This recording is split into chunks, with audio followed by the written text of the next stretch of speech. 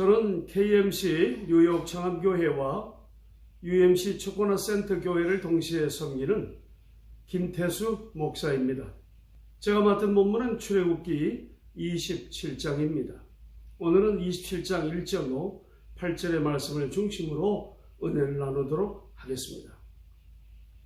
너는 조각 몫으로 길이가 5규빗, 너비가 5규빗의 제단을 만들 때 네모 반듯하게 하며 높이는 3규빗으로 하고 그 4규빗 모퉁이 위에 뿔을 만들되 그 뿔이 그것에 이어지게 하고 그 제단을 노새로 싸고 재를 담는 통과 부삽과 대야와 고기 갈고리와 불롱기는 그릇을 만들되 제단의 그릇을 다 노새로 만들지며 제단을 위하여 노새로 그물을 만들고 그 위 네 모퉁이에 녹고리 넷을 만들고 그물은 제단 주위 가장자리 아래 곧 제단 절반에 오르게 할지며 또 그 제단을 위하여 채를 만들되 조각 몫으로 만들고 노새로 쌀지며 제단 양쪽 고리에 그 채를 깨어 제단을 매게 할지며 제단은 늘판으로 속이 비게 만들되 산에서 내게 보인 대로 그들이 만들게 하라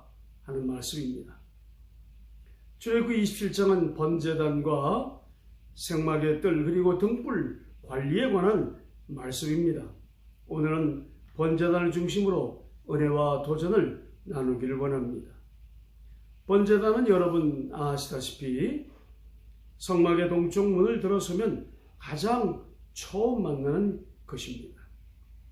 이곳은 희생제물을 잡아 불태워 하나님께 드리는 곳입니다. 이 단에서는 인간이 죄를 범하였을 때 드리는 속죄제, 하나님께 감사함으로 드리는 감사제, 그리고 하나님과 화목하기 위하여 드리는 화목제가 드려졌던 것입니다. 또 번제단은 제단 전체가 노새로 쌓여 있기 때문에 놋제단으로 불리기도 합니다. 이 놋은 심판을 상징합니다. 그리고 신약시대의 십자가를 상징하는 단이 되기도 하는 것입니다. 이 번제단에서 인간이 지은 죄를 대신하여 짐승의 심판을 받아 피가 뿌려지고 태워질 때 그 짐승을 제물로 드린 사람의 죄를 사함 받을 수 있었습니다. 그러므로 이 번제단은 속죄의 제단이 되기도 합니다. 이 번제단은 죽음이 있는 곳이며 희생이 있는 곳이며 용서와 자비가 있는 곳입니다. 그렇다면 번제단의 가장 중요한 의미는 무엇일까요? 그것은 바로 예수 그리스도의 십자가의 그림자가 되는 것입니다. 성막이 이 땅에 세워진 하늘나라의 모형이요 그림자가 된다면 바로 이 하늘나라에 들어가려면 가장 먼저 예수 그리스도의 십자가를 만나야 하는 것입니다. 바로 번제단인 것이죠. 그리고 이 번제단은 고통의 장소가 됩니다. 이 번제단은 짐승들이 죽임을 받아 불에 태워지는 고통의 장소입니다. 따라서 이 번제단은 죄를 범한 인간이 자신이 지은 죄로 인하여 괴로워하며 용서를 구하는 것이 되는 것입니다. 이와 같이 번제단은 고난을 통하여 하나님과 인간이 만나는 장소가 됩니다. 에베소서 2장 13절로 18절의 말씀은 다음과 같이 선포합니다. 이제는 전에 멀리 있던 너희가 예수 그리스도 안에서 그리스도의 피로 가까워졌느니라. 그는 우리의 화평이신지라 둘로 하나를 만드사 원수된 것 곧 중간에 막힌 담을 자기 육체로 오시고 법조문으로 된 계명의 율법을 폐하셨으니 이는 그 둘로 자기 안에서 한 세 사람을 지어 화평하게 하시고 또 십자가로 이 둘을 한 몸으로 하나님과 화목하게 하려 하시니라. 원수된 것을 십자가로 소멸하시고 또 오셔서 먼데 있는 너희에게로 평안을 전하시고 가까운 데 있는 자들에게 평안을 전하셨으니 이는 그로 말미암아 우리 둘이 한 생명 안에서 하나님께 나아감을 얻게 하려 하심이라. 이렇게 선포하고 계십니다. 이 아침에 번제단의 신앙을 생각하면서 이 번제단의 의미를 더욱 깊이 한번 생각해 보도록 하겠습니다. 그리고 이 번제단의 의미를 오늘의 의미로 이제 가지고 와서 생각해 보고자 합니다. 구약시대는 각종 제사를 통해 피 흘림이 없이는 죄사함이 없다는 진리 안에 있었습니다. 즉 인간이 하나님께 나아가기 위해서는 피 흘린 제사, 제물이 필요했던 것입니다. 히브리서 9장 22절에 다음과 같이 말씀합니다. 율법을 따라 그의 모든 물건이 피로서 정결하게 되나니 피 흘림이 없은즉 사함이 없느니라. 구약의 모든 제사는 십자가 보혈로서 범죄한 인류에게 구원의 길을 열어놓으신 유월절 어린 양이신 예수 그리스도의 대속의 은총과 사역을 예표하고 있습니다. 그래서 누구도 십자가 보혈 없이는 하나님 앞에 나아갈 수 없다는 사실을 예표하는 것입니다. 이 번제단을 통하여 화제로서 번제, 소제, 화목제, 속죄제, 속건제의 제사를 드렸습니다. 이 화제는 바로 그리스도께 성도의 죄를 대신 짊어지심을 상징하고 있습니다. 요한복음 1장 29절은 다음과 같이 말씀합니다. 이튿날 요한이 예수께서 자기에게 나아오심을 보고 이르되 보라 세상 죄를 지고 가는 하나님의 어린 양이로다. 이 번제는 그리스도께서 성도의 속죄를 위해 피 흘리심을 상징하는 것입니다. 마태복음 26장 28절은 이렇게 말씀합니다. 이것은 죄사함을 얻게 하려고 많은 사람을 위하여 흘리시는 바 나의 피 곧 언약의 피니라. 그리스도께서 성도를 위하여 자신의 생명 전체를 바쳐 희생, 당하심을 상징하고 있습니다. 우리 이 제사의 사례를 모리아 산에서의 아브라함이 이삭을 드리는 장면을 통하여 극적이고 은혜 충만한 간접 경험을 하게 됩니다. 이 장면에서 아브라함은 하나님 앞에 사랑하는 하나밖에 없는 아들 이삭을 드림으로 최고의 헌신과 믿음의 제사를 드리는 것을 보게 됩니다. 그 시간까지 아브라함의 믿음은 연약하기 짝이 없었습니다. 그러나 그의 믿음의 여정은 모리아 산에서 여호와의 일의 사건을 통하여 완전한 믿음의 단계에 들어가게 되는 것을 볼 수가 있습니다. 이제 우리는 예수 그리스도의 비와 돌로로사와 골고다 십자가를 바라보게 됩니다. 예수 그리스도의 완전한 자기 헌신과 자기 포기를 통한 인류 구원의 장면 앞에 무릎을 꿇을 수밖에 없습니다. 모리아산에서의 여호와 일의 사건은 이삭을 대신할 희생 제물이 있었습니다. 그러나 예수 그리스도의 십자가는 대신할 아무런 제물이 없었습니다. 그저 예수 그리스도는 죽음을 오롯이 스스로 맞이할 수밖에 없었습니다. 이 기막힌 장면은 영화 지저스 크라이스트를 통해서 우리가 크나큰 감동을 받았습니다. 예수 그리스도는 그분의 탄생의 비밀에 나타난 대로 자기 죄를 지고 가는 어린 양이었습니다. 바로 대속 제물이었습니다. 그거는 바로 이 범제단의 제물이 되신 것입니다. 이 번제단은 조각목을 노스로 싼 가로 5규빗, 세로 5규빗, 높이 3규빗으로 만들어져 있습니다. 그 위 4귀퉁이에 뿔을 만들고 채를 만들어 이동식으로 제작되었습니다. 죄인들이 이 뿔을 잡으면 그들의 죄를 사할 수가 있었습니다. 번제단의 신앙은 어떠해야 할까요? 우리는 이 번제단의 신앙으로 돌아가야 합니다. 그곳에 기독교의 핵심이 들어있기 때문에 그렇습니다. 오늘의 교회의 문제를 해결하고 참된 교회로 돌아가는 방법은 번제단의 신앙으로 돌아가는 것입니다.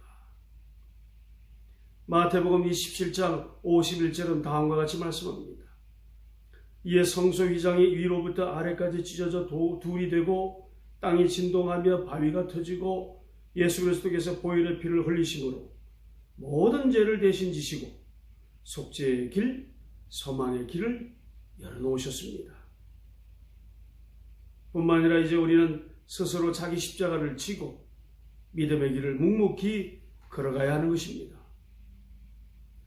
베드로 2장 9절로 10절은 다음과 같이 말씀합니다.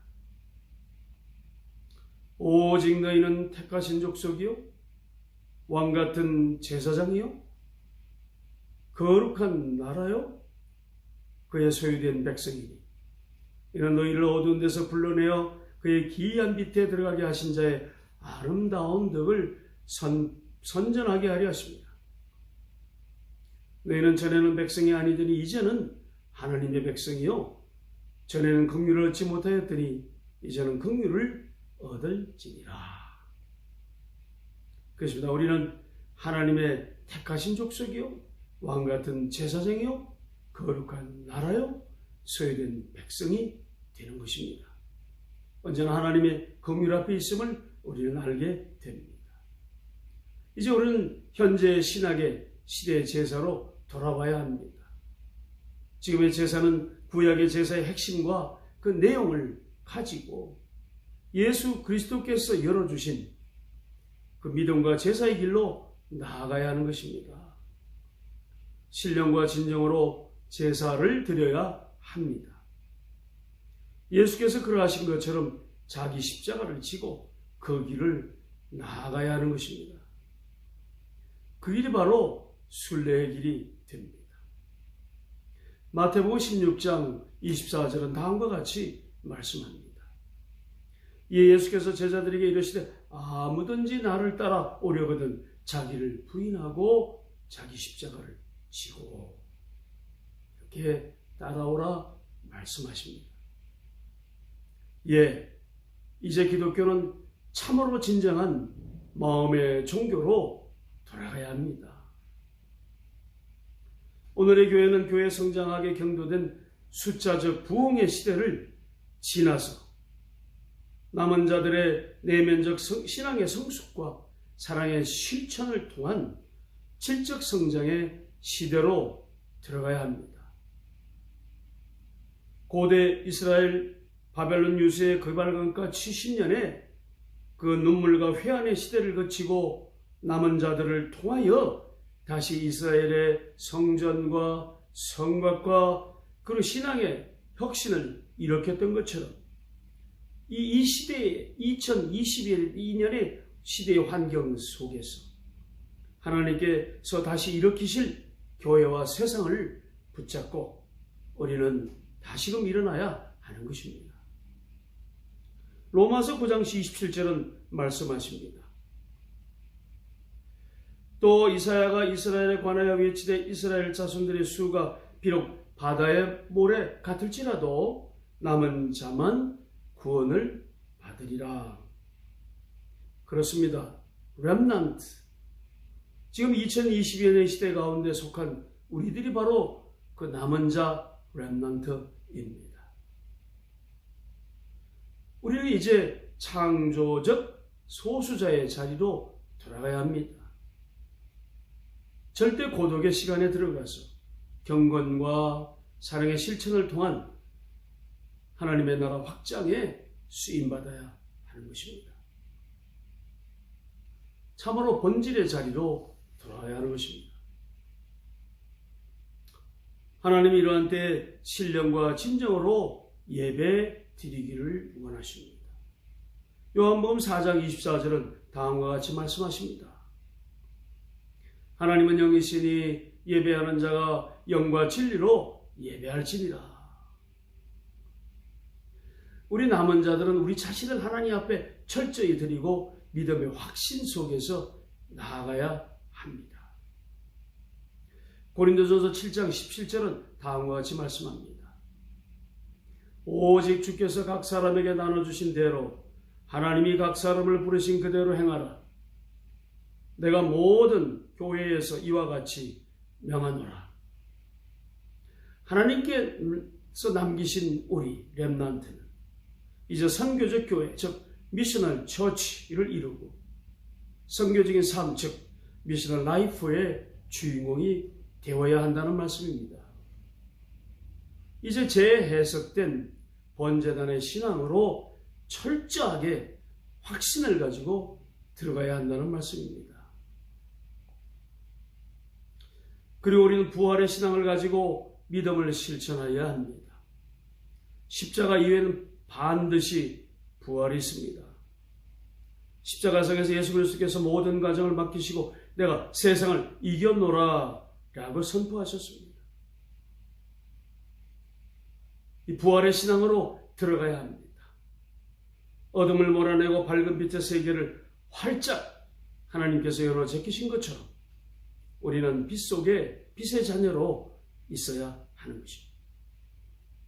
금년 사순절 기간에도 우리 모두는 빛 되시고 진리 되시며 구원의 주제자이신 예수 그리스도의 은혜 안에서 부활의 신앙이 충만하시기를 축원드립니다. 저는 작년부터 한국교회인 UJ 청암교회와 이웃교회인 초코넷센터 UMC를 동시에 목회하고 있습니다. 언어가 다르고 문화가 다르고 습관이 다르고 교회의 역사가 달라도 같은 것 하나는 우리 모두가 하나님의 자녀이며 예수 그리스도의 제자이며 한 성령의 인도 보호하심 속에 있다고 하는 것은 똑같습니다. 저는 마지막으로 이제 성경 목것을 여러분께 제시하고자 합니다. 첫째는 마태복음 9장 13절의 말씀입니다. 너희는 가서 내가 긍휼을 원하고 제사를 원하지 아니하노라 하신 뜻이 무엇인지 배우라. 나는 의인을 부르러 온 것이 아니요 죄인을 부르러 왔노라 하시니라. 두 번째 사무엘상 15장 22절의 말씀입니다. 사무엘이 이르시되 여호와께서 번제와 다른 제사를 그의 목소리를 청종하는 것을 좋아하심같이 좋아하시겠나이까.